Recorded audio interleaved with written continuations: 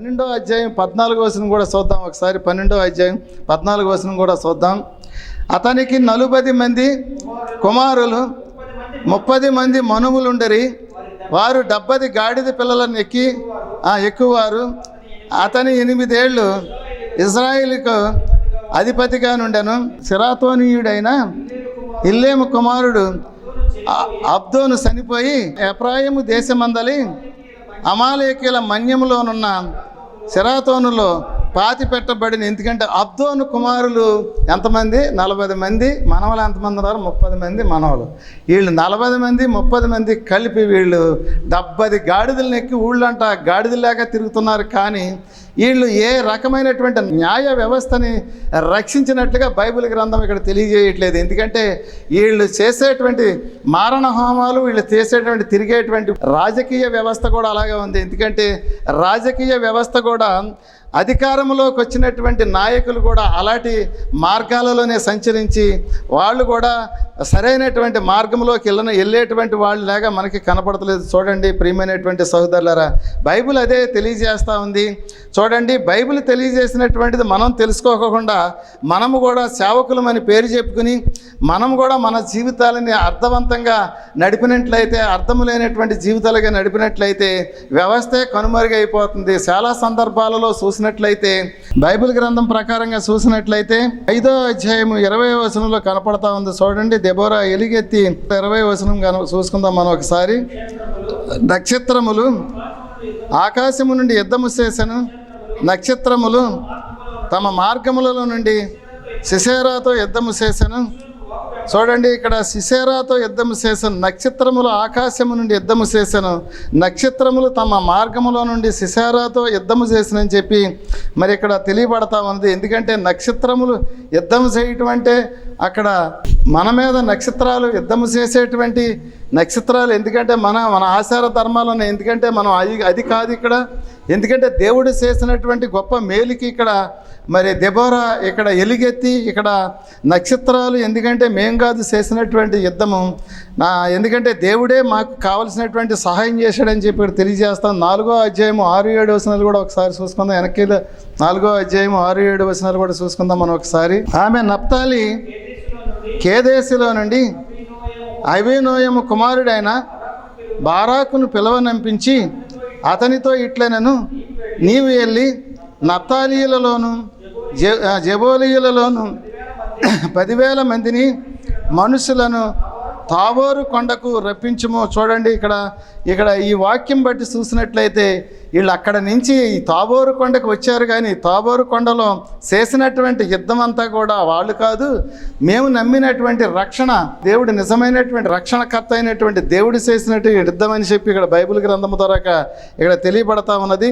చూడండి, అలాగే మరి దెబోరా కాలములలో ఎంతో అభివృద్ధి చెంది 40 సంవత్సరాలు ఆ యొక్క ప్రాంతాలన్నీ కూడా ఎంతో సుభిక్షంగా ఉన్నట్లుగా కూడా బైబిల్ గ్రంథం మనకి ఇక్కడ పరిచయం చేస్తూ ఉంది. ఆ 40 సంవత్సరాలు మరి ఉన్నటువంటి ఒక సుభిక్షమైనటువంటి వాతావరణంలో మరి ప్రజలు బ్రతికినట్లుగా కూడా బైబిల్ గ్రంథం మనకి పరిచయం చేస్తూ ఉంది. ఇక్కడ 31వ వచనం కూడా చూసుకుని కార్యక్రమం మనం ముందుకు సాగించుదాం.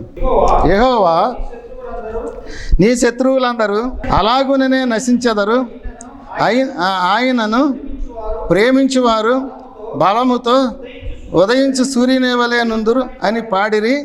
తరువాత దేశము 40 సంవత్సరములు నిమ్మళముగా నుండెను. ఎందుకంటే ఇక్కడ మనం ఎప్పుడైతే సరైనటువంటి మార్గంలో ఉంటామో ఇక్కడ తెలియజేస్తూ ఉంది, వాక్యం తెలియజేస్తూ ఉంది, యెహోవా నీ శత్రువులు అలాగునే నశించెదరు, ఆయనను ప్రేమించేవారు బలముతో ఉదయించుదురు, సూర్యుని వలె ఉదయించుదురు అని చెప్పి పాటలు పాడినట్లుగా ఇక్కడ బైబిల్ గ్రంథం ద్వారా తెలియబడతా ఉంది. చూడండి ప్రియమైనటువంటి సహోదరులు, ఎంత అద్భుతమైనటువంటి బైబిల్ గ్రంథాన్ని చేత్తో పట్టుకుని మనం ఏం చేస్తున్నాం, మనం ఈ సమాజానికి ఏ విధమైనటువంటి మెసేజ్ని మనం ఇవ్వగలుగుతున్నామో మనం ఒకసారి మనల్ని మనం ఆలోచన చేసుకోవాలి. చూడండి, ఏది ఏమైనప్పటికీ కూడా ఇక్కడ 6వ వచనంలోకి వచ్చేటప్పటికి చూడండి, ఇజ్రాయేలీలు యెహోవా దృష్టికి దోషులైనందున ఇజ్రాయేలీలు 7 ఏండ్లు వారిని మిద్యానీయులు చేతికి అప్పగించనని చెప్పి బైబిల్ గ్రంథం మళ్ళీ తెలియజేస్తాను. ఇక్కడ వీళ్ళు అనేక సార్లు దేవుని నుండి తప్పుకుపోతా ఉన్నారు, అనేక సార్లు దేవుడు ఆశీర్వాదాన్ని పొందుతానే ఉన్నారు.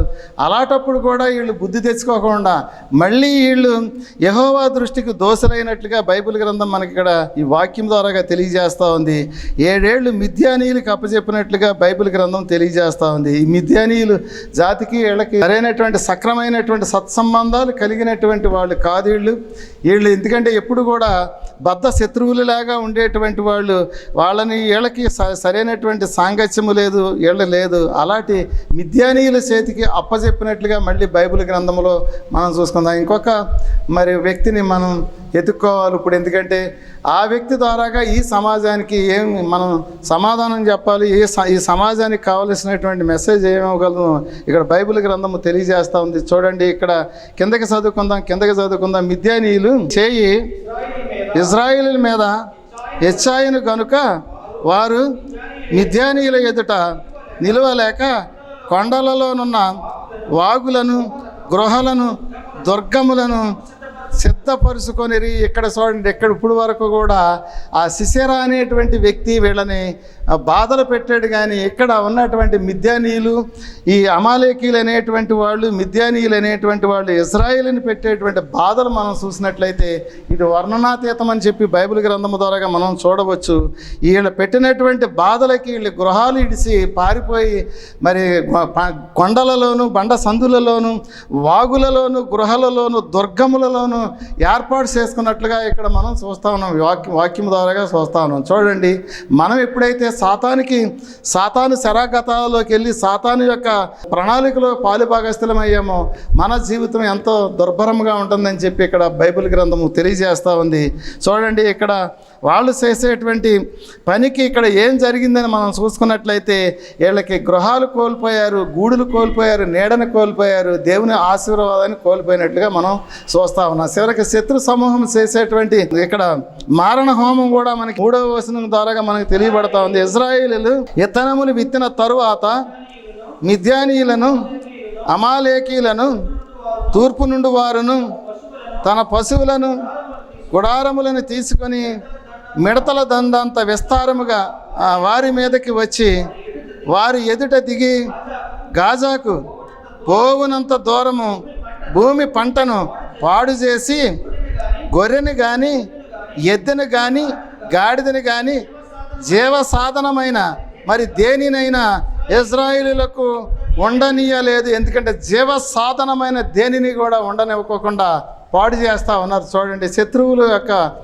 మరి విధానం ఎలా ఉందో ఇక్కడ మనకు తెలుస్తూ ఉంది. మన శత్రువులు కూడా మనల్ని ఒక్కొక్కసారి హింసించాలని చూసేటువంటి వాళ్ళు కూడా ప్రణాళికలు అలాగే ఉంటాయి. మనల్ని కూడా మన జీవితాలను నాశనం చేయాలని చెప్పి ఎన్నో ప్రణాళికబద్ధంగా వాళ్ళు వెళుతూ ఉంటారు. మనం కూడా దాంట్లో చిక్కబడినట్లయితే మనం కూడా మన పరిస్థితులు కూడా అంతే. కొన్ని సందర్భాలలో మరి నాకు కూడా అలాంటి శత్రు సమూహం అనేటువంటిది ఇప్పుడు కూడా ఉంటానే ఉంటుంది. వాళ్ళు ఎన్నో ప్రణాళికలు వేసి మరి ఎన్నో రకాలుగా హింసించాలని చెప్పి చూస్తూ ఉంటారు. కానీ దేవుడు బలం, దేవుని శక్తి మనలో ఉన్నంత కాలము ఈ శత్రువు అనేటువంటి వాడు మన జోలికి రాకుండా ఉంటాడని చెప్పి సాక్ష్యం ఇస్తూ ఉంది. ఇక్కడ వాక్యం ద్వారాగా మనం ఏమి నేర్చుకుంటున్నామని చెప్పి మనం అనుకున్నట్లయితే ఇక్కడ వీళ్ళకి కావలసినటువంటి జీవసాధనమైనటువంటిది ఏదీ లేకుండా తరిమేసినప్పుడు, ఏదీ లేకుండా పాడు చేసినప్పుడు, వీళ్ళ జీవసాధనమైనటువంటి వ్యవస్థను నాశనం చేసేసినప్పుడు వాళ్ళ మనోభావాలు ఎలా ఉంటాయో మనం చెప్పనక్కర్లేదు. వాళ్ళకి ఎందుకంటే వాళ్ళు చేసినటువంటి తప్పులు తెలుసుకుని మళ్ళీ మోకరిల్లేటువంటి స్థితి ఇక్కడ మళ్ళీ వాళ్ళకి కలిగినట్లుగా మనం కిందకి చూస్తూ ఉంటాము. చూడండి, కిందకి చదువుకుందాం. చూడండి, ఇజ్రాయేలీలు మిద్యానీయుల వలన మిక్కిలి హీనదశకు వచ్చినప్పుడు యెహోవాకు మొర్రపెట్టిరి. మిద్యానీయుల వలన బాధను బట్టి ఇజ్రాయేలీలు యెహోవాకు మొర్రపెట్టగా యెహోవా ఇజ్రాయేలు వద్దకు ప్రవక్తనొకడిని పంపెను. అతడు వారితో ఇలా ప్రకటించెను, ఇజ్రాయేలు దేవుడైన యెహోవా సెలవిచ్చినదేమనగా, ఐగుప్తులో నుండి మిమ్మలను రప్పించి దాస్యుల గృహములో నుండి మిమ్మల్ని తోడుకొని వచ్చి ఐగుప్తీయుల చేతిలో నుండి మిమ్మల్ని బాధించిన వారందరి చేతులలో నుండి మిమ్మల్ని విడిపించి మీ ఎదుట నుండి వారిని తోలివేసి వారి దేశమును మీకు ఇచ్చి మీ దేవుడైన యెహోవాను నేనే. ఎందుకంటే నన్ను మర్చిపోయారు మీరు, అందుకనే మీ బాధలు అలాగ ఉన్నాయి. చూడండి, మీరు మోకరిల్లి ప్రార్థన చేయటం కాదు, ఈరోజు నన్ను తలుచుకుంటే మాత్రం మీలో శక్తివంతమైనటువంటి వాడు ఎవడో కావాలి కదా. ఎందుకంటే శక్తివంతమైనటువంటి నాయకుడు లేకపోతే ఇలాగే ఉంటుంది. ఎందుకంటే అక్కడ 5వ అధ్యాయంలో తెలియజేస్తా ఉంది. ఎందుకంటే ఇంతమంది జనాభాలో డాలే కానీ విల్లే కానీ లేనటువంటి జనాభాలు కనపడుతున్నారు అక్కడ. ఇక్కడ శక్తివంతమైనటువంటి నాయకులు కరువైనట్టుగా కనపడుతున్నారు. ఇక్కడ చూడండి, మనం చూసుకున్నట్లయితే ఈ వ్యవస్థ ఎలాగ నడుస్తూ ఉందో మనం చూసుకున్నట్లయితే ఇక్కడ బాగా కనపడతా ఉంది. ఎందుకంటే సాతాను యొక్క ప్రభావంలో మనం కూడా సిక్కుకున్నట్లయితే మన జీవితం కూడా అంతే. మనము కూడా అదే రకమైనటువంటి మార్గంలోకి నడిచి మన జీవితాలని పాడు చేసుకుంటామని చెప్పి బైబిల్ గ్రంథము తెలియజేస్తూ ఉంది. చూడండి, ఇక్కడ 10వ వచనం తెలియజేస్తూ ఉంది, మీరు అమోరీల దేశమును నివసించుతున్నారు, వారి దేవతలకు భయపడకుడి అని మీతో చెప్పితిని కానీ మీరు నా మాట వినకపోతిరి. చూడండి ఇక్కడ, ఎందుకంటే మనము మన యొక్క మనస్సుని మనం ఎప్పుడైతే సరైనటువంటి మార్గంలో పెట్టుకోలేకపోయామో మన జీవితం కూడా అంతే. మనస్సు అనేటువంటిది శాఖోపశాఖలుగా ఉంటుందని చెప్పి కొన్ని ఆధారాల తోడగా తెలియబడతా ఉంది. మనస్సు ఒకటి మాత్రం కాదు. ఎందుకంటే చాలామంది అంటారు మనస్సు ఒకటిగా చూపించుతూ ఉంటారు, కానీ శాఖోపశాఖలుగా విడిపోయి కొన్ని శాఖలు దాంట్లో మనల్ని మన యొక్క జీవితాన్ని ఈ యొక్క రంగుల వలయం వైపుకి నెట్టుతూ ఉంటే కొన్ని శాఖలు అది తప్పు అని చెప్పి మనల్ని హెచ్చరించుతూ ఉంటుంది. ఎందుకంటే తప్పు చేసేటువంటి మరి దాంట్లో బలము కలిగినటువంటి మనసులో శక్తివంతమైనటువంటి శాఖలు ఎక్కువైనప్పుడు మన జీవితం సిద్ధమైపోతుందని చెప్పి ఇక్కడ బైబిల్ గ్రంథం తెలియజేస్తూ ఉంది. చూడండి, అలాగే ఇజ్రాయేల్ ప్రజలు నాశనమైపోయినప్పటికీ నాశనమైపోయి చివరికి తెలుసుకుని దేవునికి మొర్రపెట్టినప్పుడు దేవుడు హెచ్చరించుతా ఉన్నాడు. ఒక మానవ రూపంలో ఒక దైవశక్తి ఇక్కడ వచ్చి హెచ్చరించుతా ఉన్నట్లుగా బైబిల్ గ్రంథం ద్వారాగా మనకు తెలియబడతా ఉంది. చూడండి ప్రియమైనటువంటి సహోదరులారా, మన మనస్సులో కూడా చేసేటువంటి కొన్ని ప్రలోభాల వల్ల, ఎందుకంటే చాలామంది మనస్సు ప్రలోభాలకు లొంగిపోయి రకాలైనటువంటి ప్రణాళికలు, ఎందుకంటే మనుషుల దగ్గర ఏదో సంపాదించాలనేటువంటి యుక్తిగా చేసేటువంటి ప్రణాళికలు ఎంతో కనపడతా ఉంటాయి. మొన్న నేను చూశాను, ఒక దుక్కును చూస్తాడికి అద్భుతాలు జరిగే రాత్రి అని చెప్పి ఒక పెద్ద పాంప్లెట్ ఒకటి కనపడతా ఉంది. అద్భుతాలు జరిగేటువంటి రాత్రి అక్కడ ఏం అద్భుతం జరుగుద్ది, ఏం అద్భుతం చేయగలరు. ఎందుకంటే కుంటివాడిని నడిపించగలడా, గుడ్డివాడిని చూపించగలడా, లేకపోతే అక్కడ ఏం చేయగలడు. ఎందుకంటే అది అద్భుతాలు జరిగేటువంటి రాత్రి మాత్రం కాదు అక్కడ. ఎందుకంటే ధనవర్షం కురిసేటువంటి రాత్రి అందరూ వెళ్ళి ఆ ధనవర్షం కురిపించాలనేటువంటి ఆశతోటి పాడేటువంటి పదాలు అక్కడ అలా కనపడుతున్నాయి. అద్భుతాలు జరిగేటువంటి మరి రాత్రి ఇక్కడ అని చెప్పి దాంట్లో కనపడతా ఉన్నాయి. అంత అద్భుతాలు చేయగలిగినటువంటి వ్యక్తి, అంత అద్భుతాలు చేసేటువంటి వ్యక్తి మరి ఇన్ని ప్రలోభాలు పెట్టవలసిన పని ఏంటి ఇక్కడ? అదే మనస్సుని ఎప్పుడైతే మనం సరైనటువంటి క్రమశిక్షణలో మనం నడిపించలేకపోయామో మన జీవితం, మన వ్యవస్థ అంతా కూడా పక్కదారి పడద్దని చెప్పి ఇక్కడ బైబిల్ గ్రంథం ద్వారా మనం చూసుకోవచ్చు. చూడండి, దేవుడు మరి ఇక్కడ ప్రణాళిక బద్ధంగా ఇక్కడ మళ్ళీ ఇజ్రాయేల్ ప్రజలను రక్షించటానికి ఆయన ఎంతో మరి సాహసించవలసినటువంటి పరిస్థితి. దేవుడికి కూడా కొంత పరీక్ష ఇక్కడ. ఎందుకంటే ఆ ప్రజలందరూ మొర్రపెట్టి మోకరిల్లి ప్రార్థన చేస్తున్నారు, అయ్యా మా జీవితాలన్నీ మారిపోయినాయి, మా జీవితాలన్నీ నాశనం అయిపోయినాయి, శత్రు సమూహం మాకు ఆహారం కూడా లేకుండా చేస్తుంది, బట్టలు లేకుండా, తిండి లేకుండా, మా గొర్రెలను మా మేకలని లేకుండా చేస్తుందని వాళ్ళు అంటూ ఉంటే దేవుడికి సరైనటువంటి క్రమశిక్షణ కలిగినటువంటి నాయకుడు లేక మరి దేవుడు కూడా ఎత్తుక్కోవలసినటువంటి పరిస్థితి వచ్చింది. సరైనటువంటి ప్రసంగికుడు లేక దేవుడు ఎత్తుక్కోవలసినటువంటి పరిస్థితి ఈ సమయంలో ఆసన్నమైనట్లుగా కనపడుతుంది. సక్రమైనటువంటి వార్తను చెప్పేటువంటి వారు కరువైనట్లుగా మనం చూస్తూ ఉన్నాం. చూడండి, దేవుడు చేసినటువంటి సాహసం చూడండి, ఇక్కడ 11వ వచనం కనపడతా ఉంది. చూడండి, యెహోవా దూత వచ్చి అబీయజ్రీయుడైన యావాసునకు కలిగిన ఎప్రాలోని మస్తకి వృక్షము క్రింద కూర్చుండెను. యావాసు కుమారుడైన గిద్యోను మిద్యానీయులకు మరుగయుండునట్లు గానుగ చాటున గోధుమలను దొల్లగొట్టుసుండగా యెహోవా దూత అతనికి కనబడి, పరాక్రము గల బలాఢ్యుడా, యెహోవా నీకు తోడై ఉన్నాడని అతనితో అనగా. చూడండి, ఇక్కడ పరాక్రమ గల బలాఢ్యుడా, ఎందుకంటే ఎవరిని అంటా ఉన్నాడు? ఒక ఎందుకు పనిచేయనటువంటి వాడిని పరాక్రమ గల బలాఢ్యుడు అని అనవలసి వచ్చింది. ఎందుకు అనవలసి వచ్చింది? ఎందుకంటే ఇజ్రాయేలు ప్రజలు, ఎంతోమంది ప్రజలు మరి వాళ్ళు కొండ సందులలోను బండ సందులలోను ఆహారాన్ని కోల్పోయి, ఎందుకంటే వాళ్ళకు ఉన్నటువంటి మందలని, పశువులను, పంటలను పోగొట్టుకుంటూ ఉంటుంటే, ఇక్కడ మరి గిద్యోను అనేటువంటి వ్యక్తి మరి యుక్తిగా ఎవరికీ కనపడినటువంటి స్థలములో తన జీవనోపాధి కోసం ఇక్కడ చేసేటువంటి సాహసాన్ని దేవుడు కనిపెట్టాడు. ఎందుకంటే బలవంతుడు కాదు, బలమైనటువంటి వాడు కాదు. ఇక్కడ గిద్యోనుకి ఎందుకంటే అందరికీ జడిసి ఎంతో సాటుగా ఉన్నటువంటి ఒక వ్యక్తిని ఇక్కడ దేవుడు చూశాడు. చూడండి ప్రియమైనటువంటి సహోదరులారా, దేవుడు కొన్ని సందర్భాలలో ఎందుకు పనిచేయనటువంటి వారిని పట్టుకుంటాడని చెప్పి ఇక్కడ బైబిల్ గ్రంథము తెలియజేస్తూ ఉంది. ఎందుకు పనిచేయనటువంటి వారిని కూడా మరి వాక్యాన్ని ప్రకటించేటువంటి శక్తి కలిగినటువంటి వాడు దేవుడే. ఎందుకంటే ఇజ్రాయేలు ప్రజలకి వాక్యాన్ని అందించడానికి పామరులనేటువంటి వాడిని ఏర్పాటు చేసుకుని ఆ పరిసర ప్రాంతాలలో వాక్యాన్ని ప్రకటించడానికి దేవుడు ఎన్నో ప్రణాళికలు వేయవలసి వచ్చింది. దేవుడు ఎన్నో ప్రణాళికలబద్ధంగా వాక్యాన్ని ప్రకటించినట్లుగా మనం చూస్తూ ఉన్నాం. చూడండి, ఇక్కడ గిద్యోను అనేటువంటి వ్యక్తి ఏం చేస్తున్నాడంటే గానక సాటున గోధుమలను దొల్లగొట్టుకుంటా ఉన్నాడు. ఎందుకంటే అందరూ పంటలు నాశనం అయిపోయినాయి, అందరూ పంటలు, పశువులు కూడా వాళ్ళు అపహరించుకుపోయారు. కానీ ఇక్కడ గిద్యోను ఆ సాటమట, ఎందుకంటే ఎవరికి కనపడినటువంటి ప్రదేశంలో, ఎవరికి కనపడినటువంటి స్థలాలలో గోధుమలను పంట పండించాడు, దొల్లగొట్టుకుంటున్నాడు. చూడండి ఎంత అద్భుతమైనటువంటిదో. అదే దేవుడు చూశాడు. ఎందుకంటే గిద్యోను దగ్గరికి వచ్చాడు. ఎందుకంటే ఇజ్రాయేలు ప్రజలని రక్షించేటువంటి ఒక శక్తివంతుడని దేవుడు ఇక్కడ ఎత్తుక్కుంటా ఉన్నాడు. చూడండి ఇక్కడ అంటా ఉన్నాడు. చూడండి, ఇక్కడ బల పరాక్రము గల బలాఢ్యుడా, యెహోవా నీకు తోడై ఉన్నాడని అతనితో అనగా, బల పరాక్రము గల బలాఢ్యుడా. ఎందుకంటే చూడండి, పరాక్రమ గల బలాఢ్యుడా అని అంటే బలం ఉందా అతనికి బలం లేదు. అతను ఏమైనా చేయగలడా? ఏమి చేయలేనటువంటి సాటున, ఎక్కడో సాటున మూలలోని ఎవరికి కనపడినటువంటి ప్రదేశంలో అతను పంట పండించుకొని గోధుమలు దొల్లగొట్టుకునేటువంటి వ్యక్తిని దేవుడు పరాక్రమ గల బలాఢ్యుడా అని సంబోధించవలసినటువంటి పరిస్థితి ఎదురైంది. చూడండి ఇక్కడ చూడండి, ఇక్కడ బైబిల్ గ్రంథము ద్వారాగా చూడండి ఇక్కడ 13వ వచనం చూడండి.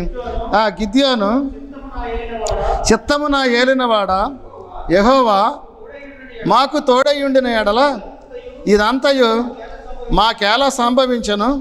యెహోవా ఐగుప్తులో నుండి మమ్మల్ని రప్పించనని చెప్పుచు మా పితరులకు మాకు వివరించిన అద్భుత కార్యములన్నీ యామాయను.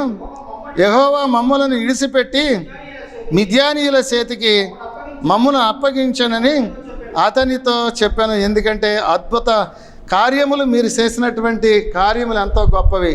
మీరు ఫిలిష్తీయుల దేశంలో నుంచి మా వాళ్ళని తీసుకొచ్చినటువంటి మరి కార్యములు ఎంతో గొప్పవని చెప్పి మా పెద్దలు మాకు చెప్పారు. మీరు ఎర్ర సముద్రానికే దారి ఇచ్చినటువంటి గొప్ప శక్తివంతులని చెప్పి తెలియజేశారు. ఎందుకంటే మోసే ద్వారాగా అనేక అద్భుతమైనటువంటి కార్యాలు జరిగించి మమ్మల్ని ఈ పాలు తేను కారేటువంటి దేశంలోకి తీసుకొచ్చి మమ్మల్ని ఇక్కడ ప్రవేశపెట్టి ఈరోజు మేము ఈ రకమైనటువంటి స్థితిలోకి వెళ్ళిపోతున్నాం. ఏమైందయ్యా ఏంటని చెప్పి దేవుడిని కూడా నిలదీసేటువంటి శక్తి గిద్యోనులోకి వచ్చినట్లుగా ఇక్కడ మనం చూస్తూ ఉన్నాం. ఏదైనా నీతి కలిగినటువంటి వాడు దేవుడిని కూడా ఎదిరించి మాట్లాడగలిగేటువంటి శక్తి సంపన్నుడని చెప్పి మనం తెలుసుకోవచ్చు. తెలియజేస్తాను, నువ్వు దేవుడే అయితే ఈ అద్భుత కార్యాలన్నీ ఏమైనాయి? మమ్మల్ని, మా జీవితాలను ఈ రకంగా ఎందుకు నాశనం అయిపోయినాయి? ఏంటి ఇక్కడ దీనికి సమాధానం చెప్పు అని చెప్పి దేవుడిని అడుగుతూ ఉన్నాడు. చూడండి ప్రియమైనటువంటి సహోదరులారా, ఈ రకంగా ఈరోజు బైబిల్ గ్రంథంలో ఒక శక్తివంతమైనటువంటి ఒక నాయకుడిని చూస్తున్నాం. గిద్యోను అనేటువంటి వ్యక్తి ఒక శక్తివంతమైనటువంటి నాయకుడు. ఈరోజు ప్రపంచ దేశాలలో దరిదాపులుగా 250 దేశాలలో గిద్యోను యొక్క సాహసం కనబరుస్తూ ఉన్నది. గిడియన్ మినిస్ట్రీ అనేటువంటి ఒక వ్యవస్థ ఉంది. ఆ గిద్యోను యొక్క పేరు పెట్టుకుని కొత్త నిబంధన గ్రంథములో మరి బైబిల్ పంచిపెడతా ఉన్నారు. ఎందుకంటే సాహస వీరుడికి మరి నీరాజనం పలుకుతా ఉన్నారంటే అతిశయోక్తి కాదు. ఈరోజు గిద్యోను యొక్క చరిత్ర మారుమోగిపోవటానికి గల కారణం ఏంటంటే తనలో ఉన్నటువంటి క్రమశిక్షణ, తనలో ఉన్నటువంటి భావాలు తనకు దేవుని దేవునిపై ఉన్నటువంటి మమకారం, దేవునిపై ఉన్నటువంటి ఒక గొప్ప ప్రణాళికబద్ధమైనటువంటి జీవితం గడిపేటువంటి వ్యక్తి కాబట్టి దేవుడే స్వతహాగా వచ్చి గిద్యోను దగ్గర కూర్చున్నట్లుగా తెలియబడతా ఉంది. గిద్యోను అంటా ఉన్నాడు, ఎందుకంటే మా జీవితాలు ఈ రకంగా నేను బల పరాక్రమంతుడిని, నేనేం చేయగలను, నాలో ఏం బలం ఉంది అని చెప్పి నిలదీస్తా ఉన్నాడు, అడుగుతా ఉన్నాడు. ఇక్కడ చూడండి ఇక్కడ కిందకి చదువుకుందాం. చూడండి, యెహోవా మమ్మను విడిచిపెట్టి మిద్యానీయుల చేతికి మమ్మను అప్పగించానని అతనితో చెప్పాను.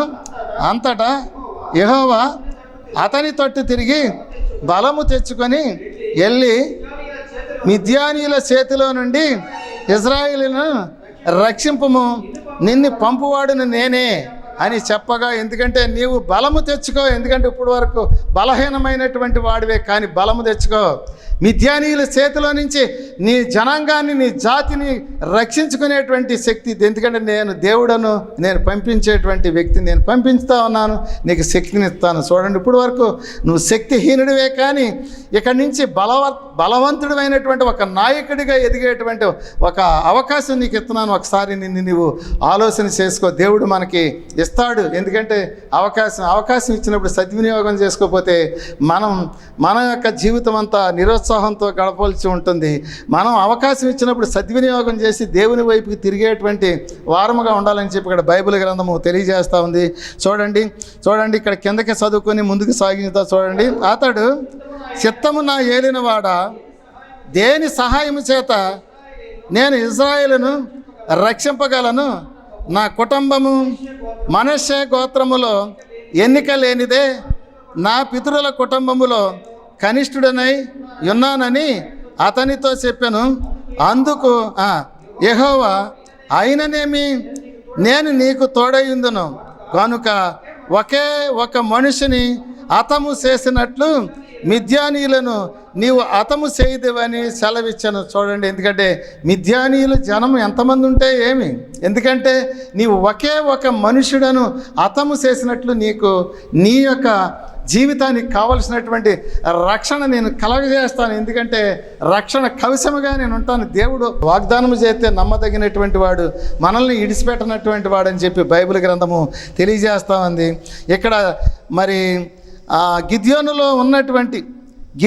ఉన్నటువంటి అపోహలను నుంచి తొలగించుతా అన్నాడు. నేను చిన్నవాడను, అల్పమైనటువంటి వాడని, నా కుటుంబం కూడా మరి నా గోత్రం కూడా అల్పమైనటువంటిదే, ఎందుకంటే నా జనాంగం అల్పమైనటువంటి వాళ్ళు, మా స్థితిగతులన్నీ అల్పమైనటువంటిది, నా జీవితం నేను ఎందుకు సరిపోనటువంటి వాడిని, నాదోలు ఎందుకు, చాలామంది పెద్దలు ఉన్నారు, చాలామంది బలవంతులైనటువంటి వాళ్ళు ఉన్నారు, వాళ్ళందరికీ ఇవ్వనటువంటిది నాకు నీవెందుకు ఇస్తున్నావని నిలదీసినప్పుడు నీవు బలము తెచ్చుకో, నీ జనాల్ని రక్షించేటువంటి వాడు నీవే. ఎందుకంటే వాళ్ళందరూ మనస్సులు చెడిపోయినటువంటి వాళ్ళు, వాళ్ళ మనోభావాలని దెబ్బతిన్నాయి, వాళ్ళు రక్షించలేనటువంటి స్థితిలో ఉన్నారు.